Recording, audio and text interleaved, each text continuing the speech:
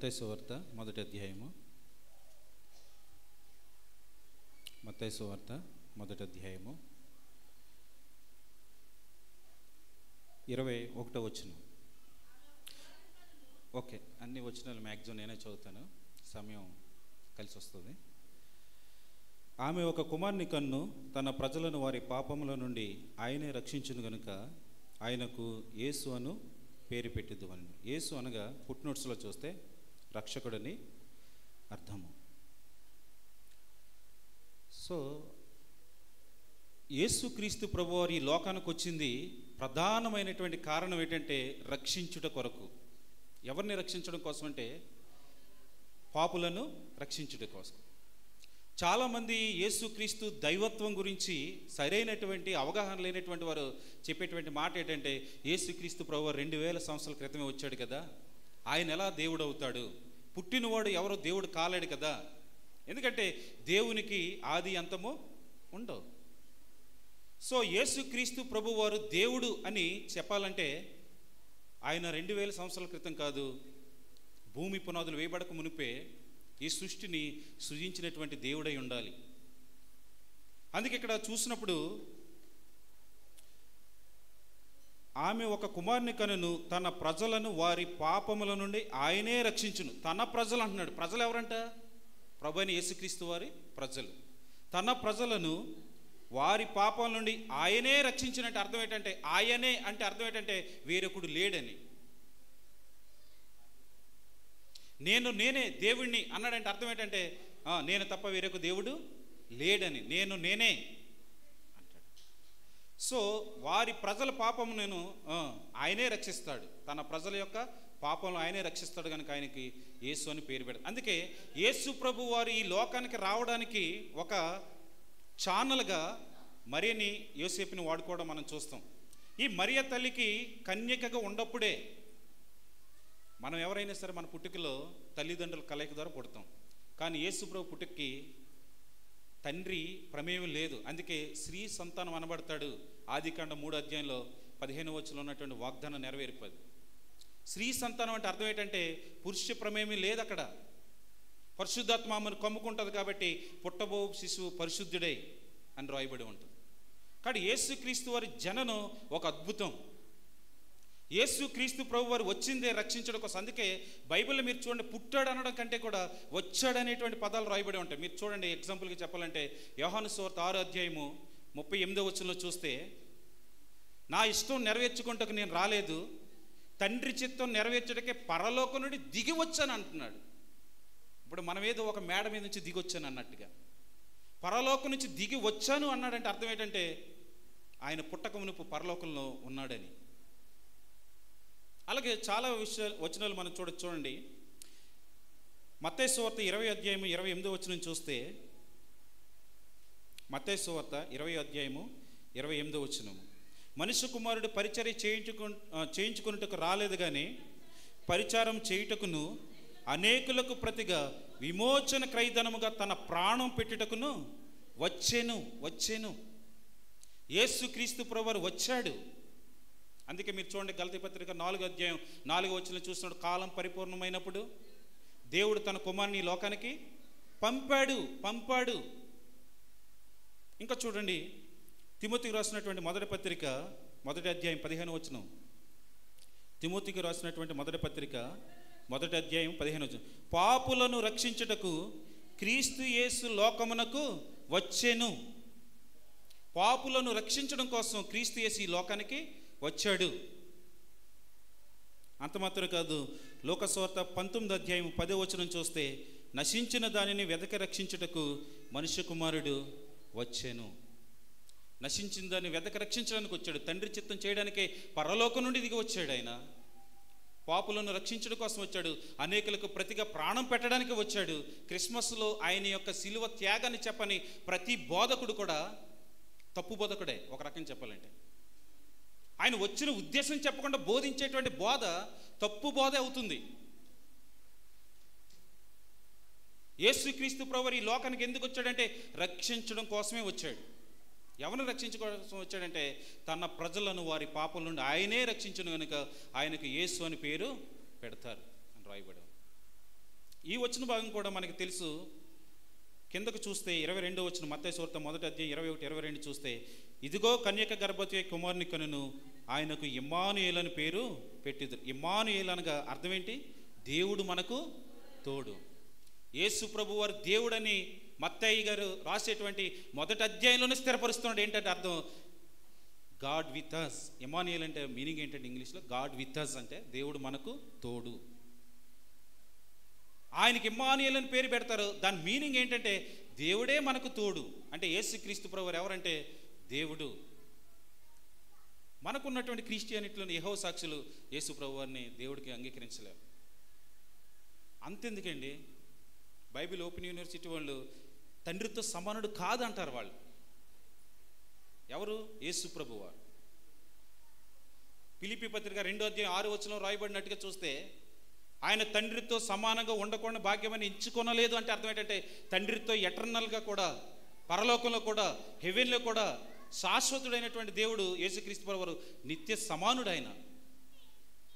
ఆయన దైవత్వం విషయంలో సరైనటువంటి అవగాహన లేకపోతే, ఒక మాట తెగించి చెప్తున్నాను, నీ రక్షణకే ప్రమాదకరం. ఒక రకం చెప్పాలంటే యేసుక్రీస్తు ప్రభువారు రోగాలను ఏదో పోగొట్టేవాడుగా, కుంటు వాళ్ళకి ఏదో నడవాడికి ఇచ్చేవాడుగా నడక, లేకపోతే గుడ్డివాడికి కన్నులు ఇచ్చేవాడిగా, మోగవాడికి ఏదో మాటలు ఇచ్చేవాడిగా, చనిపోయేవాడిని లేవనెత్తేవాడిగా, ఏదో పేదలను రక్షించడానికి వచ్చాడండి, పేదల దేవుడండి అనుకున్నావంటే నువ్వు భ్రమపడినట్టే. యేసుక్రీస్తు ప్రభువారు సర్వాధికారం కలిగినటువంటి దేవుడు. అందుకే ఇమ్మానుయేల్ అని పేరు పెడతారు. అర్థం ఏంటంటే భాషాంతరమున దేవుడు మనకి తోడని అర్థము. అందుకే చూడండి, ఆయన పుట్టాడు అనడానికంటే కూడా వచ్చాడు అనేటువంటి మాటలు మనం దేవుని వాక్యంలో ఎక్కువ చూస్తాం. మీరు ఇంకా చూడండి, హెబ్రీ పత్రిక 10వ అధ్యాయంలో కూడా చూస్తే, హెబ్రీ పత్రిక 10వ అధ్యాయము, హెబ్రీ పత్రిక 10వ అధ్యాయము 7వ వచనం చూడండి. 7వ వచనం, అప్పుడు నేను గ్రంథపు చుట్టలో నన్ను గూర్చి రాయబడిన ప్రకారము దేవ నీ చిత్తము నెరవేర్చుటకు ఇదిగో నేను వచ్చి ఉన్నానంటిని అన్నాడు. ఇది ఎక్కడ వాక్య భాగం అంటే కీర్తనల గ్రంథము 51వ అధ్యాయము 16, 17 వచ్చిన భావం నెరవేర్పది. నీ చిత్తం నెరవేర్చుటకు నేను వచ్చి ఉంటిని అంటూ వచ్చాడు. యేసుక్రీస్తు ప్రభువారు పుట్టాడు అనడం కంటే కూడా వచ్చాడు అనడమే వాక్యపు వెలుగులో మనకి అర్థవంతంగా ఉంటుంది. లేకపోతే హిందువులు నమ్మేటట్లుగానే ఆయన నిన్నగాక మొన్న దేవుడండి, నిన్నొచ్చినోడు దేవుడు ఎలాగవుతాడండి, ఆయన సృష్టిని ఎలా సృష్టిస్తాడండి, సృష్టి పుట్టిన తర్వాత కదా ఆయన వచ్చింది అన్నటువంటి భావన వచ్చేస్తూ ఉంటుంది. కాబట్టి యేసుక్రీస్తు యొక్క దైవత్వానికి అది చాలా ప్రమాదకరమైనటువంటి స్టేట్మెంట్ అవుతుంది. కాబట్టి యేసుక్రీస్తు ప్రభువారు ఎక్కడున్నాడంటే యోహాను సువార్త 1వ అధ్యాయం 1వ వచనం చూస్తే కనుక, ఆదియందు వాక్యం ఉండెను, వాక్యము దేవుని యొద్ద ఉండెను, ఆ వాక్యము దేవుడై ఉండెను. వాక్యమై ఉన్నటువంటి దేవుడు ఆయన దేవుడు. ఆది యందు అన్నాడంటే అర్థం ఏంటంటే ఆది కాండం 1వ అధ్యాయం 1వ వచనానికి వచ్చినప్పుడు చూస్తే, ఆది యందు దేవుడు భూమి ఆకాశములను, అంత మాత్రం కదా అసలు భూమికి పునాదులు వేయడం కానీ ఆయన చేతి పనుల ద్వారానే దేవుడు యేసుక్రీస్తు ప్రభువారి ద్వారానే ఈ భూ ప్రపంచాలను నిర్మితమయ్యాయి. హెబ్రీ పత్రిక 1వ అధ్యాయం 2, 3 వచనం కలిసి ఉంటే చదువుకున్నా సరే.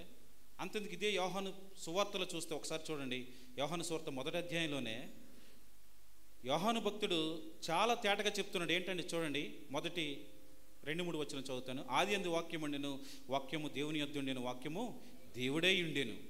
ఆయన ఆది యందు దేవుని యొద్ద ఉండెను, సమస్తమును ఆయన మూలంగా కలిగెను, కలిగి ఉన్నది ఏది ఆయన లేకుండా కలగలేదు. ఏదైనా ఉందంటే కలిగి ఉన్నది యేసుక్రీస్తు ప్రభువారు లేకుండా కలిగి లేదు. అది ఆయన ఉన్నాడు కాబట్టి కలిగి ఉన్నాయి. ఈ భూమైన, ఆకాశమైన, సముద్రమైన, అందులో ఉన్నటువంటి సమస్తమైనటువంటి జలచరాలు అయినప్పటికీ కూడా ప్రతీది కూడా ఏదైనా సరే నీ కంటికి కనబడే ప్రతీది కూడా యేసుక్రీస్తు ప్రభువారు ఉన్నాడు కాబట్టే కలిగింది. కలిగి ఉన్నది ఏది ఆయన లేకుండా కలగలేదంటే అర్థం ఏంటంటే ఆయన ద్వారా, ఆయన నిమిత్తం కలుగుతూ వచ్చింది. ఇంకా తేటగా చూడాలంటే యేసు ప్రభువారు దైవత్వ విషయంలో కొలస్సీ పత్రిక 1వ అధ్యాయానికి రండి. కొలస్సీ పత్రిక 1వ అధ్యాయం,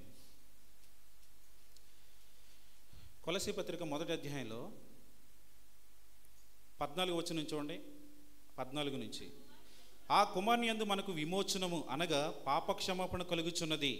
ఆయన అదృశ్య దేవుని స్వరూపి అయి సర్వ సృష్టికి ఆది సంభూతుడై ఉన్నాడు. సర్వ సృష్టికి ఆది సంభూతుడు ఆయనే. ఏలయనగా ఆకాశమందున్నవియు భూమి యందున్నవియు దృశ్యమైనవి కానీ అదృశ్యమైనవి కానీ, అవి సింహాసనములైనను, ప్రభుత్వములైనను, ప్రధానులైనను, అధికారములైనను సర్వమును ఆయన యందు సృజింపబడెను. సర్వమును ఆయన ద్వారాను ఆయన బట్టి సృజింపబడెను. ఆయన అన్నిటికంటే ముందుగా ఉన్నవాడు, ఆయనే సమస్తమునకు ఆధారభూతుడు. యేసుక్రీస్తు ప్రభును బట్టే, ఆయన ద్వారానే సమస్తం కలిగి వచ్చింది. సర్వ సృష్టికి ఆధారభూతుడైనటువంటి దేవుణ్ణి పుట్టాడు అనడం చాలా ప్రమాదకరం. 2000 సంవత్సరాల క్రితం ఉన్నాడు, ఈయన దేవుడు ఎలాగవుతాడు అనడం అవివేకం. వాక్యం తెలియనోడు ఎవరో అన్నాడంటే ఒక అందం ఉంది, కానీ క్రిస్టియానిటీలో కూడా యేసుక్రీస్తు దైవత్వం విషయంలో చాలా ప్రమాదకరమైనటువంటి తప్పుబోధలు వచ్చేసాయి. బంకూరు జాన్ లాంటి వాళ్ళు కావచ్చు.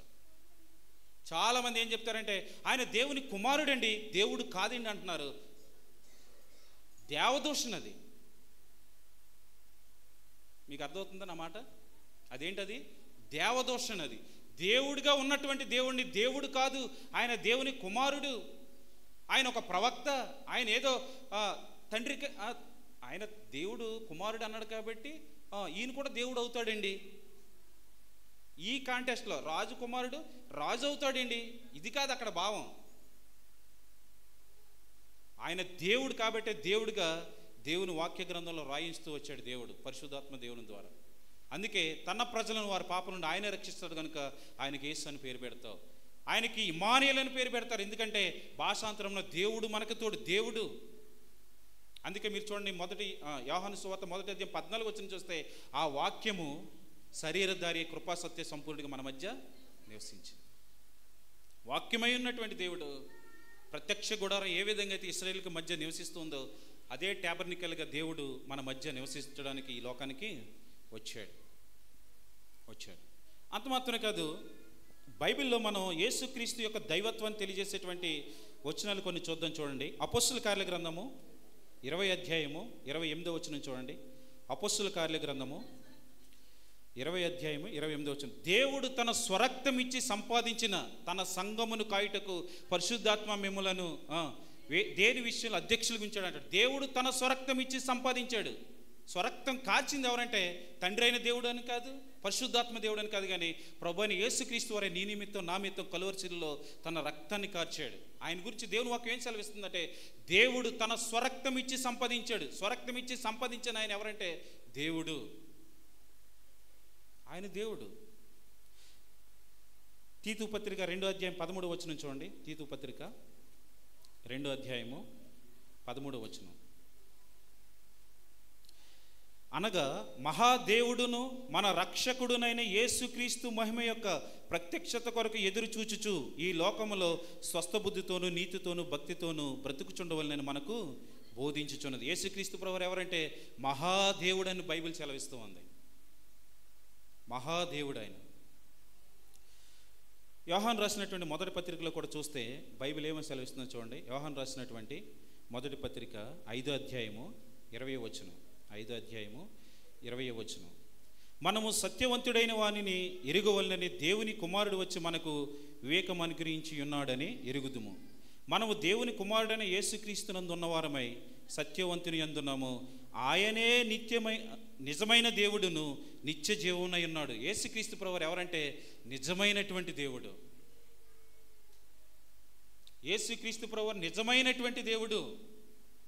యేసుక్రీస్తు ప్రభువారు నిజమైనటువంటి దేవుడు. అందుకే యోహాను సువార్త 4వ అధ్యాయంలో చూస్తే సమరయ స్త్రీ మారుమనసు పొందిన తర్వాత సుకార్ అనేటువంటి ఊరిలోకి వెళ్ళి అక్కడ ఉన్న వారికి అందరికీ కూడా సువార్త ప్రకటించినప్పుడు వాళ్ళు ఏమనంటే, నీవు చెప్పిన మాటను బట్టి కాక ఈయన నిజముగా లోకరక్షకుడని మేము విన్నదాన్ని బట్టి విశ్వసించుచున్నామని చెప్పారు ఊరు ప్రజలందరూ. నిజముగా లోకరక్షకుడు ఆయన. కాబట్టి యేసుక్రీస్తు దైవత్వంలో మనము ఏమాత్రం కూడా తడబట్టు పడవలసినటువంటి అవసరం లేదు. యెషయా గ్రంథము 9వ అధ్యాయము 6వ వచనం చూస్తే బలవంతుడైనటువంటి దేవుడు అని రాయబడుతుంది. ఏలయనగా మనకు కుమారుడు అనుగ్రహింపబడెను, ఆయన భుజం మీద రాజ్యభారం ఉండెను, ఆశ్చర్యకరుడు, ఆలోచనకర్త, బలవంతుడైనటువంటి దేవుడు, నిత్యుడగు తండ్రి, సమాధానకర్తయగు అధిపతి అని ఆయనకి పేరు పెడతాం. బలవంతుడైనటువంటి దేవుడు. రోమపత్రిక 9వ అధ్యాయము 5వ వచనం చూడండి. రోమపత్రిక 9వ అధ్యాయము 5వ వచనం. పితరులు వీరి వారు శరీరమును బట్టి క్రీస్తు వీరులు పుట్టెను. ఈయన సర్వాధికారి అయిన దేవుడై ఉండి నిరంతరము స్తోత్రార్హుడై ఉన్నాడు. ఆమేన్. నిరంతరము స్తోత్రార్హుడై ఉన్నాడు. ఆయన ఎవరంటే సర్వాధికారి అయినటువంటి దేవుడు. సర్వాధికారి అయినటువంటి దేవుడు, నిజమైనటువంటి దేవుడు, మహాదేవుడు, బలవంతుడైనటువంటి దేవుడు తన స్వరక్తమిచ్చి సంపాదించుకున్నాడు సంఘాన్ని. తన ప్రజలను వారి పాపం నుండి ఆయనే రక్షించను కనుక ఆయనకి యేసు అని పేరు పెడతాడంటే ఈయన ఎవరని చెప్తుందంటే బైబిల్ దేవుడు అని చెప్తుంది. దేవుడు అని చెప్తుంది. మనకు ఒక డౌట్ రావచ్చు, యేసుక్రీస్తు ప్రభువారు ఎక్కడైనా తాను దేవుడు అని చెప్పుకున్నాడంటే మనందరికి తెలిసిన వచ్చిన భావం చాలాసార్లు చెప్పాను. యోహాను సువార్త 10వ అధ్యాయం 33వ వచనంలో ఏమని రాయబడింది చూడండి ఒకసారి. యోహాను సువార్త 10వ అధ్యాయము 33వ వచనం. యోహాను సువార్త 10వ అధ్యాయము 33వ వచనం. అందుకు యూదులు, నీవు మనుషుడివై ఉండి దేవుడునని చెప్పుకొనుచున్నావు. యేసుక్రీస్తు ప్రభువారిని రాళ్లతో కొట్టాలని చూసినప్పుడు వీళ్ళు నన్ను ఏ నిమిత్తం మీరు శిక్షించాలని చూస్తున్నారంటే ఏ మంచి కార్యాన్ని బట్టి అన్నప్పుడు వారు ఏమన్నారంటే నువ్వు మనుషుడు అయి ఉండి దేవుడు అని చెప్పుకుంటున్నావు నీవు. అంటే ఆ కాలంలో నివసించేటువంటి ప్రజలకి ఆ కాలంలో ఉన్నటువంటి టెర్మినాలజీ అర్థమవుతుంది. వారు మాట్లాడుకున్నటువంటి లాంగ్వేజ్ వాళ్ళకి చాలా స్పష్టంగా అర్థమవుతూ ఉంటుంది. నువ్వు మానవుడు అయ్యండి, మనుషుడు అయ్యండి, దేవుడు అని చెప్పుకుంటున్నావు కాబట్టి నువ్వు దేవదోషం చేసినందుకు నేను రాళ్లతో కొట్టి చంపేస్తాను చెప్పాడు. యేసుక్రీస్తు ప్రభువు చెప్పుకోలేదా? చెప్పుకున్నాడు. ఇంకా చూడండి, ఇదే యోహాను సువార్త 5వ అధ్యాయం 18వ వచనం ఎంత క్లారిటీగా రాయబడి ఉంటుందంటే, ఇదే యోహాను సువార్త 5వ అధ్యాయము 18వ వచనం. ఆయన విశ్రాంతి దినాచారము మీరుట మాత్రమే గాక దేవుడు తన సొంత తండ్రి అని చెప్పి తన్ను దేవునితో సమానముగా చేసుకునేను గనుక ఇందు నిమిత్తము యూదులు ఆయనను చంపవలన మరీ ఎక్కువగా ప్రయత్నం చేసిరి. యోహాను భక్తుడు రాస్తున్నాడు, ఏమని రాశాడంటే దేవునితో సమానంగా చేసేసుకున్నాడు యేసుప్రభు వారు అని చేశాడు. అంటే మొదటి శతాబ్దంలో ఉన్నటువంటి శిష్యుడు అయినటువంటి యోహాను కంటే కూడా ఎక్కువ తెలుసా మనకి? ఆయన తండ్రితో సమానుడిగా చేసేసుకుంటూ వచ్చాడు. ఇక్కడ చూస్తే యూదులు గట్ట వీళ్ళందరూ కూడా ఏమనుకున్నారంటే నువ్వు మానవుడు ఏంటి దేవుడు అని చెప్పుకుంటున్నావు కాబట్టి నేను రాళ్లతో కొడతాను అన్నారు. ఇక్కడికి వచ్చేటప్పటికి ఏమని రాస్తూ ఉన్నాడంటే తన్ను దేవునితో సమానంగా చేసుకునేను. యేసుక్రీస్తు ప్రభువారు నిన్న నేడు నిరంతరం ఏకరీతిగా ఉన్న దేవుడు. ఆయన సత్యవంతుడైనటువంటి దేవుడు, అబద్ధం ఆడనేరనటువంటి దేవుడు. ఆ దేవుడే చెప్తున్నాడు ఏంటంటే నేను దేవుణ్ణి, నేను తండ్రితో సమానుణ్ణి. ఫిలిప్పు వచ్చినప్పుడు ఏమంటాడంటే ఫిలిప్పు ప్రభువా మాకు తండ్రిని చూపించమంటే ఏమన్నాడంటే నేను ఇంతకాలం మీతోనే ఉన్నాను కదా, నన్ను చూస్తే తండ్రిని చూసినట్టే. దేవుడు తన యొక్క స్వరూపంలో చేసుకున్నాడు. ఎందుకంటే యేసుక్రీస్తు ప్రభువారు తండ్రిని బయలుపరిచాడని యోహాను సువార్తలో రాయబడింది. చూడండి, యోహాను సువార్త 1వ అధ్యాయము 18వ వచనం చూడండి. 18వ వచనం. ఎవడను ఎప్పుడైనాను దేవుని చూడలేదు, తండ్రి రొమ్మునున్న అద్వితీయ కుమారుడే ఆయనను బయలుపరిచాడు. తండ్రి రొమ్మునున్నటువంటి అద్వితీయ కుమారుడు ప్రభువైన యేసుక్రీస్తు వారే తండ్రిని బయలుపరిచాడు అంతే. ఎవరు ఎప్పుడు కూడా దేవుని చూడలే. ఇంకా చూడండి, ఇదే యోహాను సువార్త 5వ అధ్యాయము 37వ వచనం చూస్తే మనకి ఇంకా క్లారిటీగా అర్థమవుద్ది. 5వ అధ్యాయము 37వ వచనం. మరియు నన్ను పంపిన తండ్రియే నన్ను గూర్చి సాక్ష్యం ఇచ్చుచున్నాడు. మీరు ఏ కాలమందైనను, అంటే ఏ కాలమందైనా అర్థం అంటే ఏ కాలమందైనా అంటే అసలు ఇదివరకు ఉన్నటువంటి కాలాలు ఏ కాలమందైనా సరే, భూమి పుట్టింది మొదలుకొని లేకపోతే మానవులు క్రియేట్ చేయబడినటువంటి కాలం మొదలుకొని అసలు కాలం అనేది ఏదైనటువంటిది స్టార్ట్ అయినప్పుడు కానీ చూస్తే మీరు ఏ కాలమందైనను ఆయన స్వరం వినలేదు, ఆయన స్వరూపము చూడలేదు. తండ్రి సెలవిస్తున్నాడు, సాక్ష్యం ఇస్తున్నాడు. మీరు ఏ కాలమందైనా సరే తండ్రి మాట వినలేదంట, ఆయన స్వరం వినలేదు, ఆయన చూడలేదంటే అర్థం ఏంటంటే ఆయనే సాక్ష్యం ఇస్తాడు ప్రభు అయిన యేసుక్రీస్తు కోసం.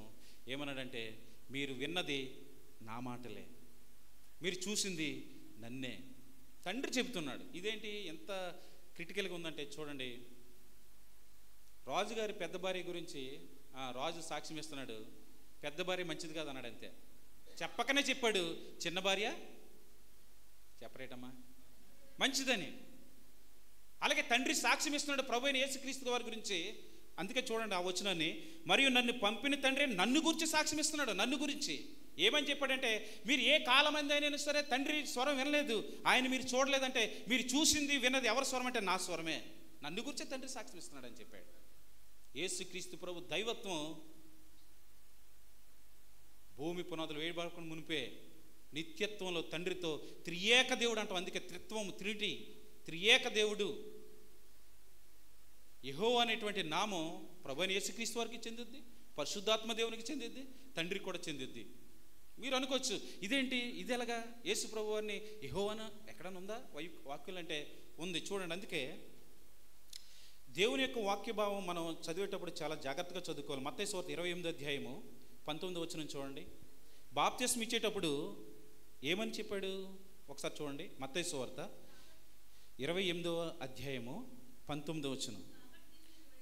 కాబట్టి మీరు వెళ్ళి సమస్త జనులను శిష్యులుగా చేయుడి, తండ్రి యొక్కయు కుమారుని యొక్కయు పరిశుద్ధాత్మ యొక్కయు నామములోనికి వారికి బాప్తిస్మం ఇచ్చు. నామములోనికంటే నామం ఒకటే, తండ్రి యొక్కయు కుమారుని యొక్కయు పరిశుద్ధాత్మ యొక్కయు. నామములోనికంటే ఒక్కడే దేవుడు ముగ్గురు వ్యక్తిత్వాలుగా కలిగి ఉన్నాడు. బైబిల్ చెప్పేది నమ్మాలి మనం, అంతే. ఒక్కడే ఎలా ఉంటాడండి, మనకు అంతు చిక్కదు అది. అందుకే తేట తెల్లంగా చూస్తే కనుక మనం ప్రభువైన యేసుక్రీస్తు వారు బాప్తిస్మం తీసుకున్నప్పుడు చూస్తే తండ్రి అయిన దేవుడు పరలోకం నుంచి ఏమనంటే ఈయన నా ప్రియకుమారుడు, ఈయన యందు నేను ఆనందిస్తున్నాను. సెపరేషన్ కనబడుతుంది మనకి. యేసు ప్రభు వారు భూమి మీద ఉన్నాడు, తండ్రి అయిన దేవుడు పరలోకం నుంచి మాట్లాడుతున్నాడు. పరిశుద్ధాత్మ దేవుడు పావురం వలె ఆయన మీదకి వచ్చినట్టు చూస్తాం. ముగ్గురు సెపరేట్ చూస్తాం. దేవుడు తాను గురించి ఎలా చెప్పుకున్నాడంటే నేను త్రియేకుణ్ణి అని చెప్పుకుంటూ వచ్చాడు ఆయన. ఒకే అట్ ది సేమ్ టైం ముగ్గురు డిఫరెంట్గా ఉన్నట్టు చూస్తాం. అట్ ది సేమ్ టైం ముగ్గురు ఏకత్వం. నేను తండ్రి ఏకమై ఉన్నాం అని, మేము తండ్రి ఏకమై ఉన్నలాగిన మీరు కూడా ఏకమై ఉండాలని చెప్పేసి, నా యందు తండ్రి, తండ్రి యందు నేను ఏకమై ఉన్నాం అన్నాడు ఆయన. అందుకే ఇదే మత్తయి సువార్తలో మీరు చూడండి. మత్తయి సువార్తలో చూస్తే 28వ అధ్యాయం 18వ వచనం చూస్తే, అయితే యేసు వారి యొద్దకు వచ్చి పరలోకమందును భూమి మీదను నాకు సర్వాధికారం ఇవ్వబడి ఉంది. అసలు పరలోకంలో సర్వాధికారం ఎవరికి ఉంటుంది చెప్పండి? దేవునికి తప్ప ఎవరికి ఉండదు. దేవునికి తప్ప ఎవరికి ఉండదు. మీరు అనుకోవచ్చు ప్రభు అయినటువంటి యేసు ప్రభు వారికి తండ్రి అయిన దేవుడు ఇచ్చాడు కాబట్టి వచ్చింది అనుకోవచ్చు. ఇస్తే వచ్చింది కాదు, అది ఇస్తే వచ్చింది కాదు. ఎందుకంటే తండ్రి అయిన దేవుడు మీరు చూడండి, బైబిల్ అంతలో చూస్తే నాకు చెందవలసిన మహిమ నేను ఎవరికి చెందనేమని చెప్పాడు. వేరొకరికి ఎలా చెందనిస్తాడు ఆయన మానవుడికి? భూమి మీదను పరలోకం మీదను నాకు సర్వాధికారం ఇవ్వబడుతూ వచ్చిందని ప్రభు అయిన యేసుక్రీస్తు వారే తన నోరారా చెప్పినటువంటి వాక్యభావం అది. అందుకే మనకి అర్థం కావాల్సినటువంటి విషయం ఏంటంటే, ఆది కాండం మొదలుకొని అనేక మంది భక్తులకి, అబ్రహాముకి కావచ్చు, యాకోబుకి కావచ్చు, అర్థమవుతుంది నా మాటలు, తర్వాత మోషేకి కావచ్చు, యెహోషువకి కావచ్చు, లేకపోతే వీళ్ళందరికీ ప్రత్యక్షమవుతూ వచ్చింది ఎవరో తెలుసా మీకు? ప్రభువైన యేసుక్రీస్తు వారు. అరే ఇదెలాగబ్బా అని మనకు కొంచెం డౌట్ వస్తుంది, ఇదెలాగబ్బా అని డౌట్ వస్తుంది. కానీ వాక్య భావంలోనికి మనం వెళ్ళినప్పుడు యోహాను సువార్తలను చూడండి. యోహాను సువార్త 6వ అధ్యాయము 46వ వచనం చూడండి ఒకసారి. యోహాను సువార్త 6వ అధ్యాయము 46వ వచనం. దేవుని యొద్ద నుండి వచ్చిన వాడు తప్ప మరి ఎవడను తండ్రిని చూచి ఉండలేదు. ఎవడను చూడలేదంటే ఎవడు చూడలేదని అర్థం. మరి పాత నిబంధనలో ప్రత్యక్షమవుతూ వచ్చింది ఎవరు? ప్రభువైన యేసుక్రీస్తు వారు. ఈయనే తండ్రిని చూచి ఉన్నాడు అని రాయబడుతూ వచ్చింది. ఇంకా చూడండి, తిమోతి రాసినటువంటి మొదటి పత్రిక 6వ అధ్యాయం 16వ వచనంకి వస్తే ఇంకా క్లారిటీ వస్తుంది మనకి. తిమోతి రాసినటువంటి మొదటి పత్రిక 6వ అధ్యాయము 16వ వచనం. సమీపింపరాని తేజస్సులో ఆయన మాత్రమే వసించుచు అమరత్వం గలవాడై ఉన్నాడు. మనుషుల్లో ఎవడును ఆయనను చూడలేదు, ఎవడును చూడనేరడు. ఆయనకు ఘనతయు శాశ్వతమైన ప్రభావమును కలిగి ఉండును గాక. తండ్రి అయినటువంటి దేవుని ఎవడు ఎప్పుడు చూడలేదు. సమీపింపరాని తేజస్సులో ఉన్నటువంటి ఆయన్ని మనుషుల్లో ఎవడను ఆయనను చూడలేదని తిమోతి రాసేటటువంటి పత్రిక రాసేటప్పుడు పౌలు గారు చెప్పాడంటే, మరి ఆది కాండం చూస్తూ వచ్చింది ఎవరిని? ప్రభువైన యేసుక్రీస్తు. అందుకే మనకి వాక్యభావాలు చూసినప్పుడు యెహోవా అనేటువంటి నామము యేసు ప్రభు వారికి చెందినటువంటి రెఫరెన్స్లు మనం కొన్ని చూసినప్పుడు, యెహోవా అనేటువంటి నామం పరిశుద్ధాత్మ గురించి చెప్పింది ఒక వచనం చూపిస్తాను. క్రీస్తు దైవత్వం గురించి ఎక్కువ జరుగుతుంది కాబట్టి యేసు ప్రభు వారి విషయంలో ఎక్కువ ధ్యానిద్దాం. పరిశుద్ధాత్మ దేవుడికి యెహోవా అనేటువంటి నామం ఎక్కడ ఇవ్వబడుతూ వచ్చింది కొంచెం ఆలోచిస్తే మనకు అర్థమైపోతుంది. చూడండి, కీర్తనల గ్రంథము 95వ అధ్యాయము. పరిశుద్ధాత్మ దేవునికి యెహోవా అనేటువంటి నామం ఎలా ఇవ్వచ్చో కీర్తనల గ్రంథము 95వ అధ్యాయము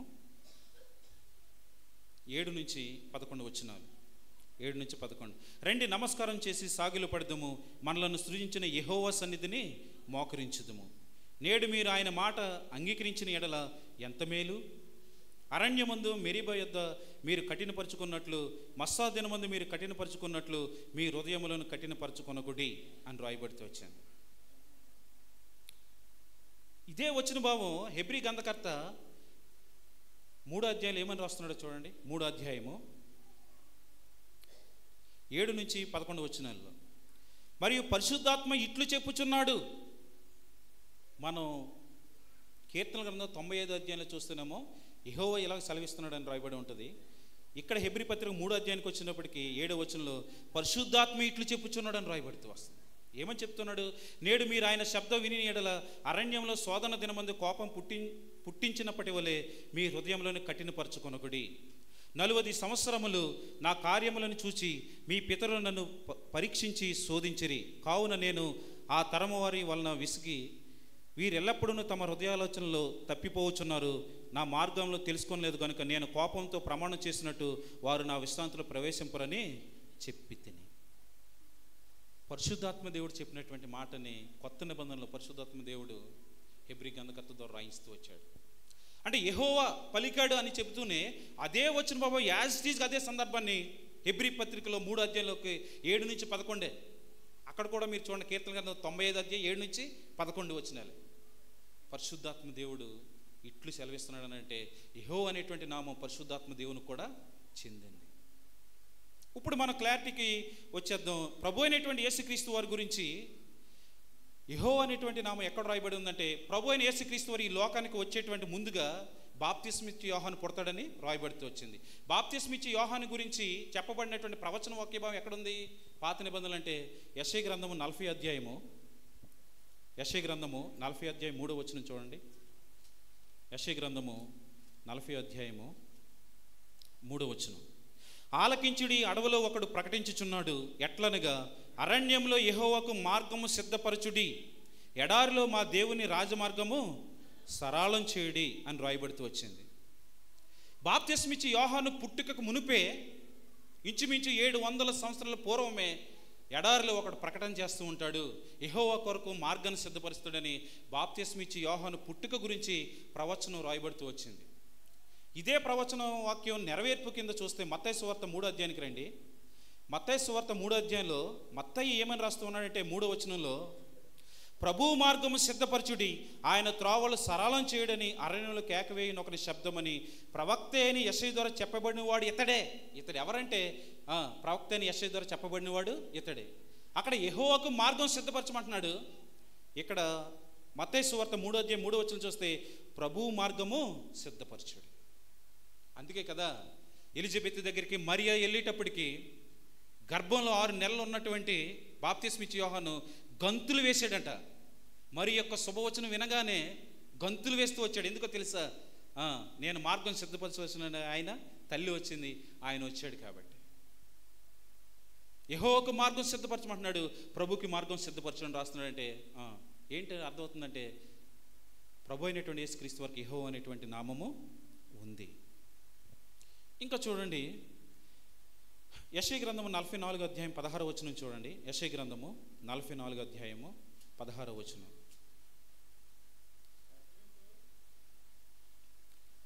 యెషయా గ్రంథము 44వ అధ్యాయము 6వ వచనం చూడండి. 6వ వచనం. ఇశ్రాయేలు రాజు అని యెహోవా, వారి విమోచకుడైన సైన్యములకు అధిపతియగు యెహోవా ఎలాగూ సెలవిచ్చుచున్నాడు, నేను మొదటి వాడను కడపటి వాడను, నేను తప్ప ఏ దేవుడును లేడని ఇక్కడ రాయబడుతూ చూస్తాం. సైన్యులకు అధిపతి యెహోవా ఇచ్చినటువంటి స్టేట్మెంట్ ఏంటంటే, నేను మొదటి వాడను కడపటి వాడను, నేను తప్ప ఏ దేవుడును లేడన్నాడు. ఇదే క్లైము ప్రభు అయినటువంటి యేసుక్రీస్తు వారు ప్రకటన గ్రంథం 1వ అధ్యాయం 18వ వచనం చూడండి. ప్రకటన గ్రంథము 1వ అధ్యాయము 18వ వచనం. నేను మొదటి వాడను కడపటి వాడను జీవించువాడను, మృతుడినైతిని కానీ ఇదిగో యుగయుగములు సజీవుడై ఉన్నాడు. మృతుడైంది ఎవరంటే ప్రభు అయినటువంటి యేసుక్రీస్తు వారు. సజీవుడిగా లేచింది కూడా ఆయనే. నేను మొదటి వాడిని కడపటి వాడిని, నేను తప్ప మరి ఏ దేవుడు లేడని యెషయా గ్రంథంలో చెప్పబడినటువంటి ఆయనే ఇక్కడికి వచ్చేటప్పటికి అదే స్టేట్మెంట్ క్లెయిమ్ చేస్తున్నారు. దేవుడికి చెందేటువంటి స్టేట్మెంట్స్ని ఎవరు క్లెయిమ్ చేయలేమండి. నేను మొదటి వాడిని కడపటి వాడిని అని దేవుడు చెప్తే యేసుక్రీస్తు ప్రభువారు కూడా ఏమన్నాడంటే నేను మొదటి వాడిని కడపటి వాడిని. యేసుక్రీస్తు ప్రభు వారికి యెహోవా అనేటువంటి నామము ఉన్నది. ఇంకా చూడండి యెషయా గ్రంథము 45 అధ్యాయంలోనే, యెషయా గ్రంథము 45 అధ్యాయము 7వ వచనం చూడండి. నేను వెలుగును సృజించిన వాడను, అంధకారమును కలుగజేయువాడను, సమాధానకర్తను, కీడును కలుగజేయువాడను నేనే, యెహోవాను నేనే, వీటన్నిటినీ కలుగజేయువాడని అన్నాడు. 12వ వచనం చూడండి ఇదే అధ్యాయంలో, భూమిని కలుగజేసిన వాడను నేనే, దాని మీద నరులను నేనే సృజించి తిని, నా చేతుల ఆకాశములను విశాలపరచెను, వాటి సర్వ సమూహమునకు నేను ఆజ్ఞ ఇచ్చి తినని ఇక్కడ యెహోవా అంటున్నటువంటి మాటలకు రాయబడి ఉంది. ఇదే వచ్చిన భావం నెరవేర్పు కొత్త నిబంధనలో కొలస్సీ పత్రిక మొదటి అధ్యాయానికి రండి. కొలస్సీ పత్రిక మొదటి అధ్యాయము 16వ వచనం, మొదటి అధ్యాయం 16వ వచనం. ఏలయనగా ఆకాశమందున్నవి దృశ్యమైనవి కానీ అదృశ్యమైనవి కానీ, అవి సింహాసనములైనను, ప్రభుత్వములైనను, ప్రధానులైనను, అధికారములైనను, సర్వమును ఆయన యందు సృజింపబడెను, సర్వమును ఆయన ద్వారాను ఆయన బట్టి సృజింపబడెను. ప్రభు అయిన యేసుక్రీస్తు వారి ద్వారా మాత్రమే, ఆయన ద్వారా, ఆయన కొరకు మాత్రమే సృజించబడుతూ వచ్చింది ఈ లోకం సమస్తం కూడా. ఈయన ఎవరంటే ప్రభు అయిన యేసుక్రీస్తు వారు. ఆయన దేవుడు. యెహోవా అనేటువంటి నామము ఆయనకి కలదు. అందుకే మీరు చూడండి కీర్తన గ్రంథము 23వ అధ్యాయం 1వ వచనం చూస్తే, యెహోవా నా కాపరి, నాకు లేమి కలుగుదు అంటాడు. ఇదే వచ్చిన నెరవేర్పు ప్రభు అయిన యేసుక్రీస్తు వారు యోహాను సువార్త 10వ అధ్యాయానికి వచ్చేటప్పటికి నేను గొర్రెలకు మంచి కాపరిని, నేను గొర్రెలకు మంచి కాపరిని అని చెప్తూ వచ్చాడు, క్లెయిమ్ చేస్తున్నాడు అవి. కాబట్టి ఏదైతే యెహోవాకి చెప్పబడినటువంటి క్లెయిమ్స్ ఉన్నాయో ప్రభు అయినటువంటి యేసుక్రీస్తు వారు కూడా అదే చెప్పబడుతూ ఉంది. ఇవన్నీ మనకేం చెప్తున్నాం అంటే ప్రభు అయినటువంటి యేసుక్రీస్తు వారు 2000 సంవత్సరాలకు పూర్వం పుట్టినవాడు కాదు. ఆయన దేవుడు, నిత్యత్వంలో తండ్రితో సమానుడు, తండ్రి కుమార పరిశుద్ధాత్మ దేవుడు, ట్రైన్ గాడ్ అంటాం అనమాట. త్రిత్వంలో ఏకత్వమైనటువంటి దేవుడు కాబట్టి త్రియేక దేవుడు అని చెప్పి మనం చెబుతాం, త్రియేక దేవుడు అని చెబుతాం. అందుకే ఆదికాండం 1వ అధ్యాయం 26వ వచనం చూస్తే, దేవుడు అని ఐఫోన్ ఇచ్చిన తర్వాత మన పోలిక చొప్పున మనస్వరూపమందు నరులను చేయదు, మనము ప్లూరాలిటీ కనబడుతుంది బైబిల్ వాక్యంలో. 11వ అధ్యాయానికి వచ్చేటప్పటికి, బాబేలు గోపురం కట్టేటప్పటికి వచ్చేటప్పటికి, మనం దిగిపోయి చూద్దాం రండి, దేవుడు అంటాడు, మరలా మనం దిగిపోయి చూద్దాం రండి అంటాడు. ప్లూరాలిటీ, బహుళత్వం కనపడుతుంది దేవునిలో. అందుకే మీరు చూడండి, ఇంకా క్లారిఫై చేయడానికి, ఇంకా మనం సులువుగా అర్థం చేసుకోవడానికి, చాలా సింపుల్గా అర్థం చేసుకోవడానికి మీకు కొన్ని అధ్యాయాలు చెప్తాను వరుస క్రమంలో. చూడండి ఆదికాండం 15వ అధ్యాయం, 16వ అధ్యాయం, 17వ అధ్యాయం, 18వ అధ్యాయం, 19వ అధ్యాయాలను బట్టి యెహోవా వాక్కుగా, యెహోవా దూతగా ప్రకటించబడిన వాడు ఎవరైతే ఉన్నారో ఆయన ప్రభువైన యేసుక్రీస్తు వారిని మనం అర్థం చేసుకోవచ్చు. చెప్పండి అధ్యాయాలు ఒకసారి. ఆదికాండము 15వ అధ్యాయము, 16వ అధ్యాయము, 17వ అధ్యాయము, 18వ అధ్యాయము, 19వ అధ్యాయం. ఈ కొంచెం ధ్యానిద్దాం. చూసినప్పుడు ప్రభువైనటువంటి యేసుక్రీస్తు వారే కాదో మనకి అర్థమవుతుంది. ఎందుకంటే ఏ మానవుడు కూడా తండ్రిని చూడలేదు, ఏ కాలమందే నేను చూడలేదు అంటున్నాడు. ఎవడు చూడనేరడను రాయబడుతూ వచ్చింది కాబట్టి ప్రత్యక్షమైన వాడు ప్రభు అయినటువంటి యేసుక్రీస్తు వారే. అందుకే చూడండి ఆదికాండము 15వ అధ్యాయానికి వచ్చినప్పుడు, అబ్రహాముకి సంతానం లేనప్పుడు తను చాలా ఇబ్బంది పడిపోయి ఏమంటాడంటే, నాకు ఎన్ని ఉంటాయి ఏంటి, నా ఇంటి పెద్ద దాసుడైనటువంటి ఎలియాజరే కదా వారసుడు అని చెప్పినప్పుడు, ప్రభువారు ప్రత్యక్షత 15వ అధ్యాయం 1వ వచనం ఏమంటాడంటే, ఇవి జరిగిన తర్వాత యెహోవా వాక్యము అబ్రహామునకు దర్శనమందు వచ్చి, ఏమొచ్చిందంటే యెహోవా వాక్యము అని రాయబడి ఉంది. యెహోవా వాక్యము అబ్రహామునికి ప్రత్యక్షమై, అబ్రహాము భయపడకము, నేను నీకు కేడెమును, నేను అంటున్నాడు. వాక్యమై ఉన్నటువంటి దేవుడు ఏమంటున్నాడంటే నేను నీకు కేడెమును. దేవుడు తప్ప స్టేట్మెంట్ ఎవరు చేయలేదు. నేను నీ బహుమానము అత్యధికమగునని చెప్పాను. అందుకు అబ్రహాము ప్రభువైన యెహోవా అంటున్నాడు. యెహోవా వాక్యానికి అబ్రహాము స్పందించే తీరు ఎలాగుందంటే ప్రభువైన యెహోవా అంటున్నాడు. ఇంకా చూడండి 4వ వచనానికి వస్తే, యెహోవా వాక్యం అతని యొద్దకు వచ్చి, ఇతడు నీకు వారసుడు కాడు, నీ గర్భవాసన పుట్టబోవాడు నీకు వారసుడగునని చెప్పాను. ఇంకా కిందకు వస్తే 6వ వచనం, అతడు యెహోవాను నమ్మెను, ఆయన అది అతనికి నీతిగా ఎంచెను. 7వ వచనం చూస్తే, మధ్య భాగం నుంచి చూస్తే 7వ వచనం మొత్తం చదువుతాం చూడండి. మరియు ఆయన నీవు ఈ దేశమును స్వతంత్రించుకున్నట్లు దాన్ని నీకు ఇచ్చుటకు కల్దీలు ఊరని పట్టణంలో నుండి నిన్ను యువతలకు తీసుకుని వచ్చిన యెహోవాను నేనే అని చెప్పాడు. పైన యెహోవా వాక్యం అంటున్నాడు, కిందకు వచ్చేటప్పటికి నిన్ను తీసుకొచ్చిన వాడు యెహోవాను నేనే. మరి తండ్రి స్వరం ఎవరు వినలేదు, తండ్రిని ఎవరు చూడలేదు, ఏ కాలమందైనా సరే చూడలేదు అనేటువంటి మాటలు మనం యోహాను సువార్తలో చూసాం. మరి ఈ మాటలు ఎవరు ప్రత్యక్షత అయ్యాడంటే ప్రభు అయినటువంటి యేసుక్రీస్తు వారే ప్రత్యక్షం. అబ్రహాంతో మాట్లాడింది ఎవరు చెప్పండి? ప్రభు అయిన యేసుక్రీస్తు వారు. ఇంకా చూడండి మీరు ఆదికాండం 16వ అధ్యాయము 7వ వచనం చూస్తే, 7వ వచనం 16వ అధ్యాయం 7వ వచనం, యెహోవా దూత అరణ్యంలో నీటి బొగ్గ యొద్ద అనగా షూరు మార్గంలో బొగ్గ యొద్ద ఆమెను కనుగొని. ఎవరిని కనుగొంది ఈమె? హాగరిని, దాసిని దాని కుమారుని వెళ్ళగొట్టమన్నప్పుడు జరిగినటువంటి సందర్భం ఇది. చూచుచున్న దేవుడు నీవే అని ఆమె స్టేట్మెంట్ చేసింది. అదే మాటను బట్టి గ్రంథకర్త అయినటువంటి మోషే ఏం చెప్పాడు? 13వ వచనానికి వస్తే, అంతెందుకు ఇంకా చూద్దాం, చూడండి ఒకసారి 9వ వచనం చూడండి. అప్పుడు యెహోవా దూత నీ యజమానురాలి వద్దకు తిరిగి వెళ్ళి ఆమె చేతి క్రింద అణగి ఉండుమని దానితో చెప్పాను. యెహోవా దూతను రాయబడుతూ వచ్చింది. 10వ వచనంలో చూస్తే, మరియు యెహోవా దూత నీ సంతానం నిశ్చయంగా విస్తరింపజేసేదను అంటున్నాడు దేవుని వలె. ఇంకా చూడండి 13వ వచనం చూస్తే, అది చూచుచున్న దేవుడు నీవే అను పేరు తనతో మాట్లాడిన యెహోవాకు పెట్టాను. ఎవరికి పెట్టిందంట? యెహోవాకు పెట్టిందంట. ఇక్కడికి వచ్చేటప్పుడు యెహోవా నేనే అన్నాడు 15వ అధ్యాయంలో. 16వ అధ్యాయానికి 13వ వచనానికి వస్తే యెహోవాకు పెట్టాను. ఈయన ఎవరంటే ప్రభు అయిన యేసుక్రీస్తు వారు. యెహోవా వాక్కు కింద ప్రకటించబడుతూ వచ్చాడు, యెహోవా దూతగా చెప్పబడుతూ వచ్చాడు. ఎవరంటే ప్రభు అయిన యేసుక్రీస్తు ప్రభు వారు. ఇంకా చూడండి 17వ అధ్యాయానికి వచ్చేటప్పటికి మొదటి వచనం, అబ్రాము 99 ఏండ్ల వాడైనప్పుడు యెహోవా అతనికి ప్రత్యక్షమై నేను సర్వశక్తి గల దేవుడను అని స్థాపిస్తూ వచ్చాడు. నేను సర్వశక్తి గల దేవుడు అనేటువంటి మాట ఇక్కడ ఏదైతే రాయబడుతూ వచ్చిందో, రోమపత్రిక 9వ అధ్యాయం 5వ వచనం చూసినప్పుడు ఆయన సర్వాధికారి అయినటువంటి దేవుడని రాయబడుతూ వచ్చింది ప్రభు అయిన యేసుక్రీస్తు వారి కోసం. అందుకే 3వ వచనం చూస్తే, 17వ అధ్యాయం 3వ వచనం చూస్తే, అబ్రాము సాగిలపడి ఉండగా దేవుడు అతనితో మాటలాడి దేవుడు ఆయన. ఇంకా చూడండి 18వ అధ్యాయానికి రండి. 18వ అధ్యాయము 1వ వచనం, మరియు మమ్మిరి దగ్గర ఉన్న సింధూర వనములో అబ్రాము ఎండవేళ గుడారము ద్వారమందు కూర్చుని ఉన్నప్పుడు యెహోవా అతనికి కనబడెను.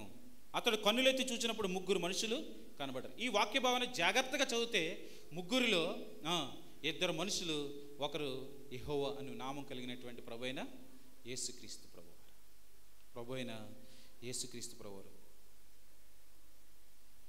అందుకే చూడండి 18వ అధ్యాయం ఆదికాండం 33వ వచనం చూస్తే, యెహోవా అబ్రాముతో మాట్లాడుట చాలించి వెళ్ళిపోయాను. ఎవరు మాట్లాడారంట? యెహోవా అబ్రాముతో మాట్లాడి చాలించి వెళ్ళిపోయాను. ఇంకా మన క్లారిటీగా అర్థం అవ్వాలంటే 19వ అధ్యాయానికి రండి.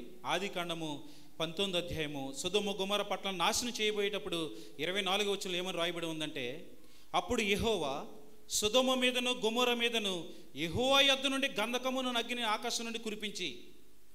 ఎంత బ్యూటిఫుల్ వర్స్ అండి. అప్పుడు యెహోవా అంటున్నాడు, మరలా ఏమంటున్నాడంటే సొదొమ మీదను గొమొర మీదను యెహోవా యొద్ద నుండి. యెహోవా ఏంటి? యెహోవా యొద్ద నుండి ఏంటి?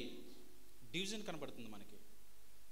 ప్రభు అయిన యేసుక్రీస్తు వారికి యెహోవా అనేటువంటి నామము కలదు. అది పరిశుద్ధాత్మ దేవునికి చెందింది, అది తండ్రి అయినటువంటి దేవునికి చెందింది, కుమారుడైన యేసు ప్రభు వారికి కూడా చెందినటువంటి వాక్యం.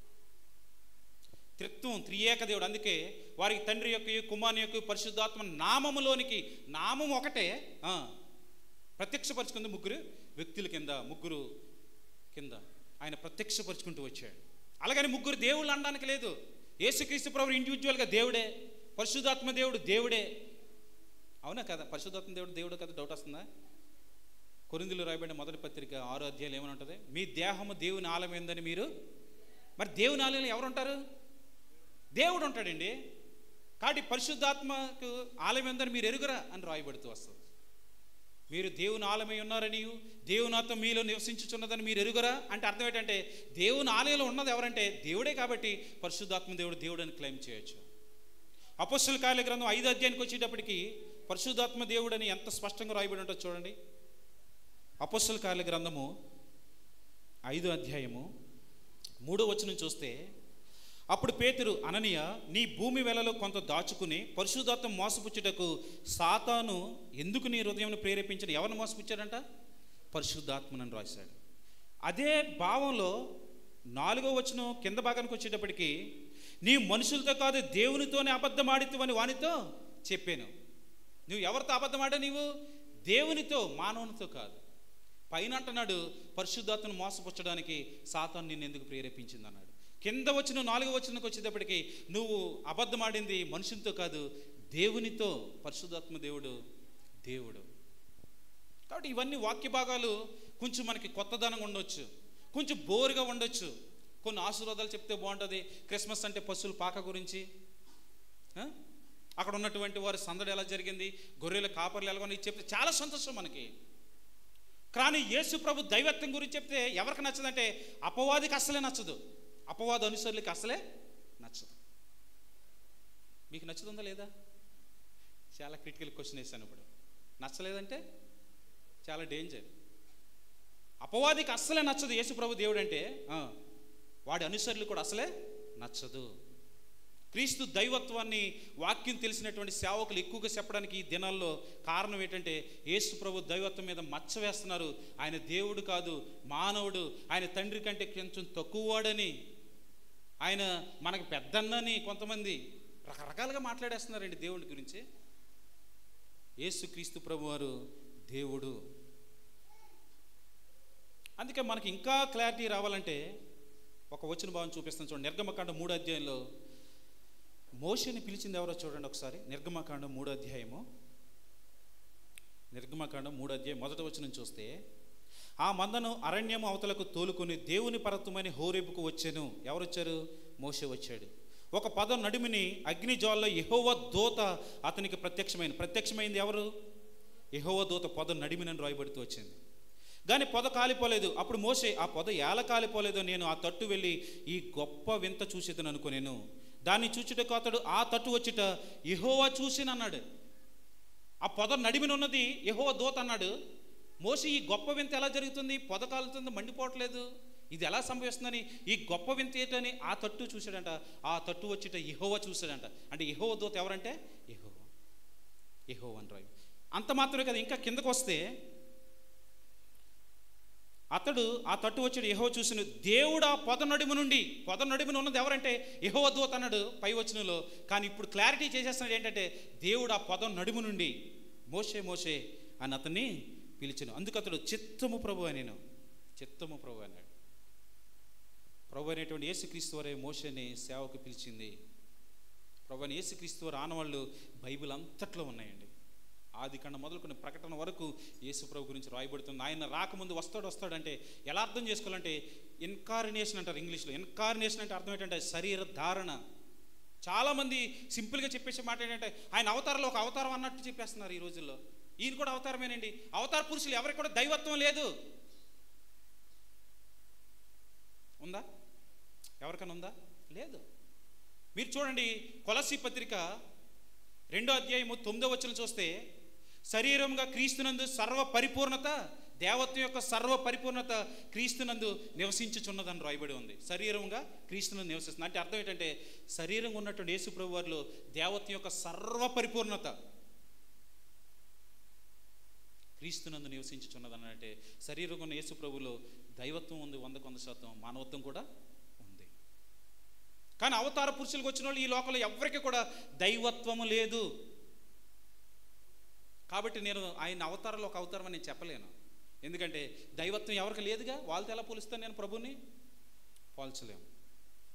కాబట్టి దేవుని వాక్యం చాలా స్పష్టమైంది.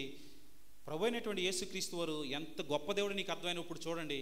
ఆయన రాజుల రాజుగా ప్రభుగా ఉంటూ వచ్చాడు. యెషయా గ్రంథం 6వ అధ్యాయంలో చూడండి యేసు ప్రభువే. ప్రకటన గ్రంథం 4వ అధ్యాయంలో చూడండి, దేవదూతలతో కోట్ల దేవదూతలతో నిత్యము కొనియాడబడుతున్నటువంటి వాడు ఎవరంటే ప్రభు అయిన యేసుక్రీస్తు వారే. ఎంత గంభీరమైనటువంటి దేవుడు, ఎంత భయంకరుడైనటువంటి దేవుడు, సర్వాధికారం కలిగినటువంటి దేవుడు, నిజమైనటువంటి దేవుడు, బలవంతుడైనటువంటి దేవుడు ఈ లోకానికి వచ్చేటప్పుడు ఎలా వచ్చాడంటే ఒక కన్యకకి పుడుతూ వచ్చాడు.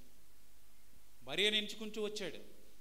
వచ్చినప్పుడు ఆయనకి సత్రంలో స్థలము లేదు. ఆయనకి ఎంత దీనాతి దీనమో. పెదనాన్న లేచేటప్పుడు ఏమన్నారంటే, ఏ పాట పాడమంటావని నన్ను అడిగాడు. నేనేమన్నానంటే, ఎంత దీనాతి దీనమో పాడు పెదనాన్న. చాలా బాగా పాడారు. నేను చెప్తున్నాను, ఈ రోజు జరిగిన పాటలన్నింటిలో పెదనాన్న పాడిన పాట కంటే అద్భుతంగా ఏది రాలేదండి. అతిశయోక్తి కాదు, నేను నిజంగానే చెప్తున్నా. మ్యూజిక్ కుదిరింది, మరి ఏంటో తెలీదు, చాలా అద్భుతంగా పాడాడండి. ఎంత దీనాతి దీనము. యేసు ప్రభువు ఈ లోకానికి వచ్చేటప్పుడు ఆయన ఎంత దీనుడైపోయాడు. ఎవరి కోసం? అంత సర్వాధికారం కలిగినటువంటి దేవుడు ఇశ్రాయేలు ప్రజల్ని అరణ్యంలో 40 సంవత్సరాలు నడిపించినటువంటి సర్వాధికారం కలిగిన యేసు ప్రభువు వారు, ఆయన ఎంతో గొప్ప దేవుడై ఉండి ఒక కన్యకకి ఏమీ లేనివాడిగా, సత్రంలో కూడా మానవులు ఎవరో ప్లేస్ ఇవ్వకపోతే పశువుల తొట్టులో పరుండడానికి వచ్చాడంటే what a greatness that is. యేసు ప్రభు దైవత్వం నీకు అర్థమైతేనే ఆయన తగ్గింపు ఏంటి అర్థమవుతుంది. వచ్చినవాడు ప్రైమ్ మినిస్టర్ అనుకోండి, నేల మీద కూర్చున్నాడంటే గొప్పతనం అర్థమవుద్ది మనకి. వచ్చినవాడు మామూలువాడు అనుకోండి, అందులో ఏముంది?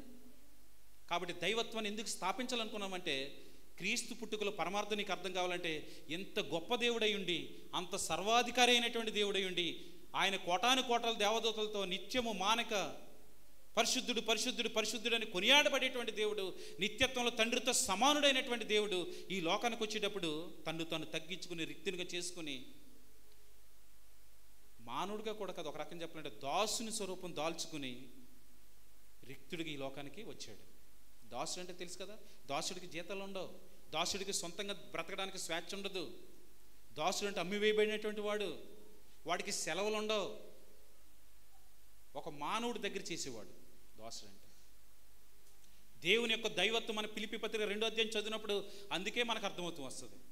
యేసు క్రీస్తు ప్రభువారు దేవుడు, సర్వాధికారి అయినటువంటి దేవుడు, నీ రక్షణ నిమిత్తం, నీ పాపాన్ని తీసివేయడం కోసం, నా పాపం తీసివేయడం కోసం ఈ లోకానికి వచ్చేటువంటి రీతి ఎంత ఆర్డినరీగా ఉందని చూడండి. ఎంతో దీనాతి దీనం అది. మీరు నేను ఎవరం కూడా అంత దయమైనటువంటి పరిస్థితులు పుట్టలేదు. యేసు ప్రభువారు తను తాను తగ్గించుకున్నాడు, ఈ లోకానికి తగ్గించుకున్నాడు. అందుకే చాలామంది ఏమంటారంటే యేసు ప్రభువారు రిక్తునిగా చేసుకున్నాడు, అది ఖాళీగా చేసుకున్నాడు. ఏం చేసుకున్నాడు అంటే ఆయన దైవత్వం లేకుండా ఈ లోకానికి వచ్చాడని చెప్పి తప్పు బోధకులు ఎక్కువైపోతూ వచ్చారు. కానీ కొలసీ పత్రిక 2:9 ఏమని చెప్తుందంటే, దేవత్వం యొక్క సర్వ పరిపూర్ణత శరీరంగా క్రీస్తునందు నివసించుచున్నది. అంటే ఖాళీగా చేసుకుంది అది కాదు, ఆయన సర్వాధికారాన్ని ఖాళీ చేసుకుంటూ వచ్చాడు, తండ్రితో సమానంగా ఉండేటువంటి భాగ్యాన్ని తగ్గించుకుంటూ వచ్చాడు. ఇంకా చెప్పాలంటే దేవుడు ఎక్కడైనా ఏ ప్లేస్లో ఉండగలడు, కానీ ఒక ప్లేస్కి రిస్ట్రిక్ట్ అయిపోయాడు. ఆయన ఒక ప్లేస్లో ఉండడానికి వచ్చేసాడు, ఆ విషయంలో తగ్గించుకుంటూ వచ్చాడు. ఇంకా ఐశ్వర్యుడు అంటేనే దేవుడు ఏం చేస్తూ వచ్చాడంటే మనల్ని ధనవంతులు చేయడం కోసం ఆయన దరిద్రుడు అయిపోతూ వచ్చాడు. వాక్యాలు చెప్పేది అదే. యేసుక్రీస్తు ప్రభువారు నీ కోసం దరిద్రుడు అయిపోయాడు, యేసుక్రీస్తు ప్రభువారు నీ కోసం సిలువనెక్కుతూ వచ్చాడు, యేసుక్రీస్తు ప్రభువారు నీ కోసం అవమానం పడుతూ వచ్చాడు, యేసు ప్రభువారు ముఖం మీద ఉమ్ము వేసుకుంటూ వచ్చాడు, యేసు ప్రభువారు తల్లకి ముళ్ళ కిరీటం పెట్టుకుంటూ వచ్చాడు, యేసు ప్రభువారు కాళ్ళల్లో చేతుల్లో మేకులు కొట్టుకుంటూ వచ్చాడు, యేసు ప్రభువారు బట్టలు లేకుండానే ఆకాశాన్ని భూమి మధ్య వేలాడబడుతూ వచ్చాడు. కారణం ఏంటో తెలుసా? నిన్ను రక్షించాలని పాపం నుంచి. ఎప్పుడైతే ఆయన వచ్చినటువంటి పరమార్థం, ఆయన వచ్చినటువంటి విధానం ఎందుకోసం వచ్చాడో నీకు అర్థమైతే మనం ఆయన్ని స్వీకరించకుండా ఉండలేం. అందుకే మీరు చూడండి, పాత నిబంధన ఎక్కువ బాగా మనం చదివినప్పుడు ప్రాబ్లంని సృష్టిస్తుంది. పాత నిబంధన ఏం సృష్టిస్తుంది? సొల్యూషన్ ఎక్కడ ఉంటుందంటే కొత్త నిబంధనలు చూపిస్తూ ఉంటాడు. మచ్చుకు ఒకటి చూపిస్తాను చూడండి. యోబు గ్రంథము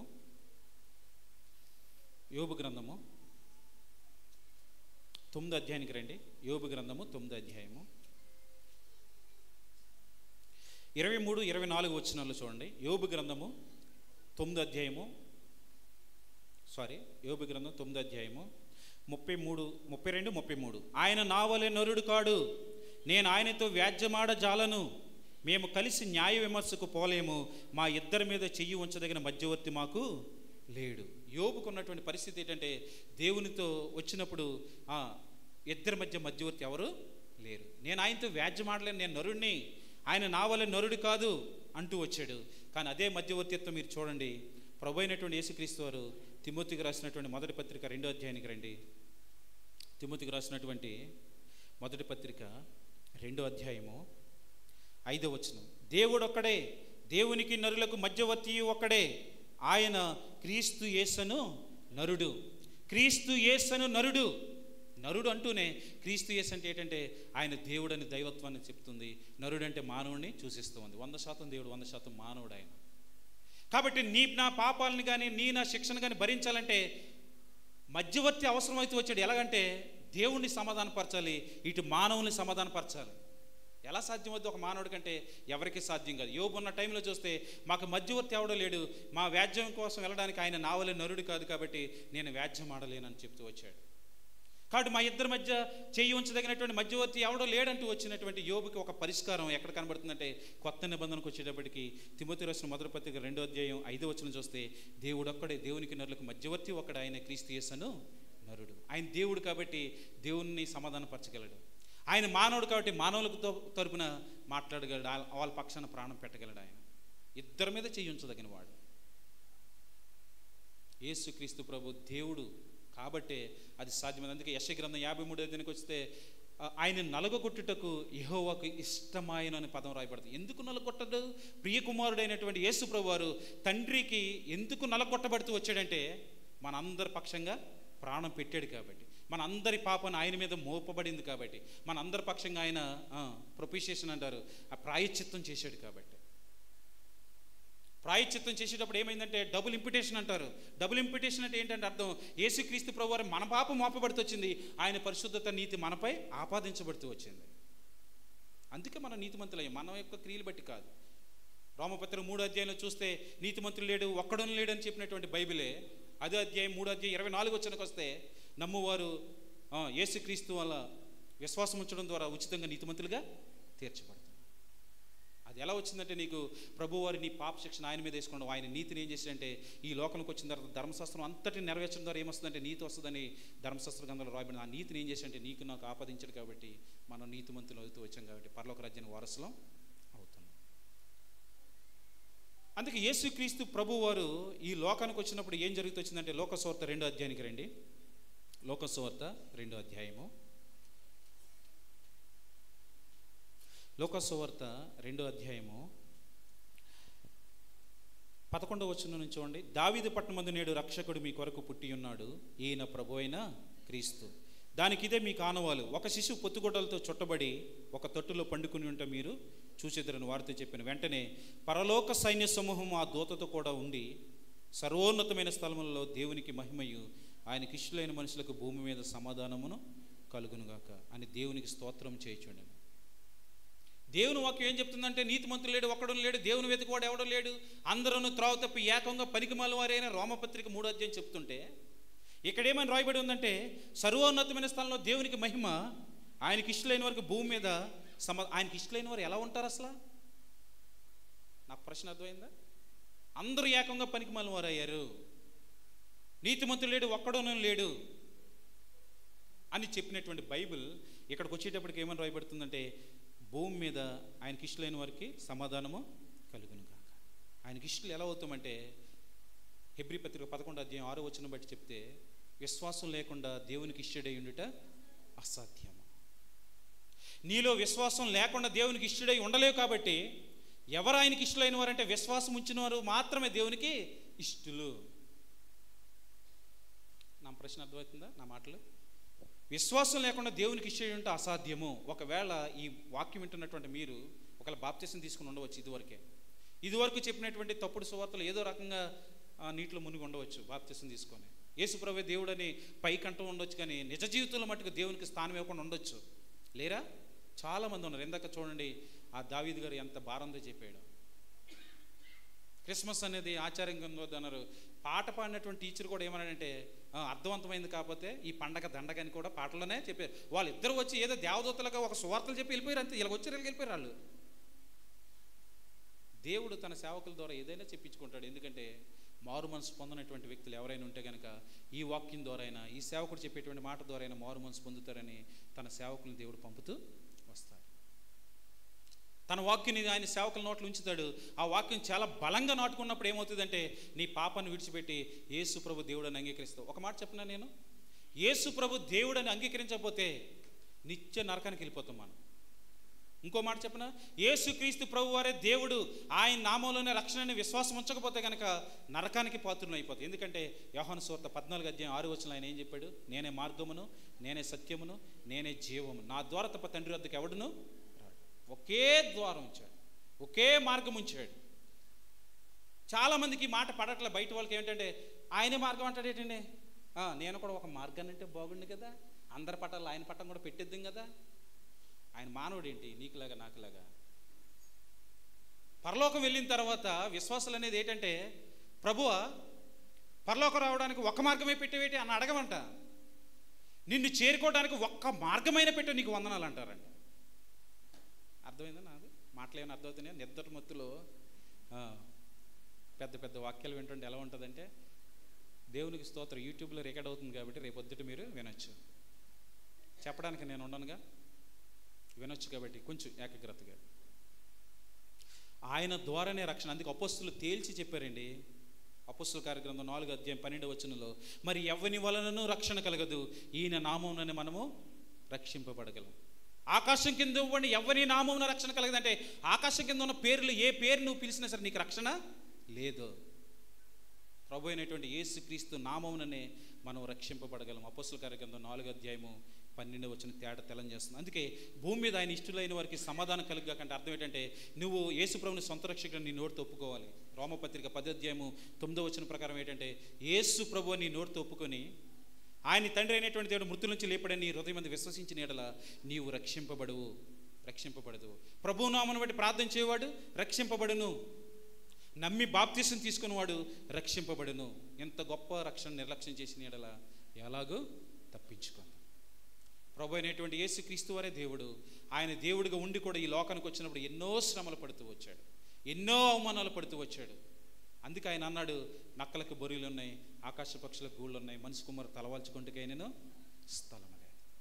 ఈవెన్ దో సృష్టికర్త ఆయనే, ఆయన సృష్టించినటువంటి సృష్టిలోనే ఆయనకి స్థలం లేదు. మీరైతే ఏం చేద్దరు? సత్రంలో మీకు ఒక ప్లేస్ ఇవ్వబడింది అనుకోండి, యేసుప్రభు తల్లి అయిన మరియని యేసుని చేర్చుకుందరా మీరు? ఆ రోజుని అనుకుంటున్నారు సింపతి, మేమైతే అలా చేయమని.